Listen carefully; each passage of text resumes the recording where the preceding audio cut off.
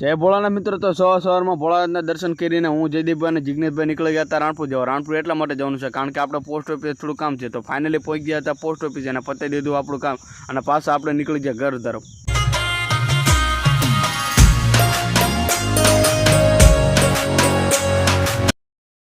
પાંચ કલાક પછી આપણે 4-5 કલાક આરામ કરીને આપણે ફોર વ્હીલર નીકળી ગયા હતા રાણપુર રેલવે સ્ટેશન જવા. રાણપુર રેલવે સ્ટેશન આપણે એટલા માટે આવી ગયા કારણ કે આપણે જવાનું છે ભોળાનાથના દર્શન કરવા અને દ્વારકાધીશના દર્શન કરવા, સોમનાથ અને દ્વારકા.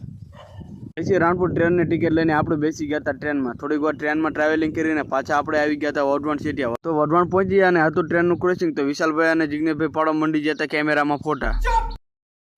પછી મિત્રો આપણે વઢવાણ સિટી નીકળીને પાછા આપણે આવી ગયા હતા સુરેન્દ્રનગર જંકશન. તો આ છે સુરેન્દ્રનગરનું જંકશન, તમે તો કંઈ જોયું નહીં હોય. પછી ફાઇનલી મિત્રો આપણે સુરેન્દ્રનગર જંકશને થોડીક ટ્રેનની રાહ જોઈને ફાઇનલી આવી ગઈ હતી આપણે ટ્રેન તો આવી જતી. એટલી વારમાં આપણે બનાવી લીધા થોડોક ટ્રેનનો સ્લો મોશન વિડીયો અને હવે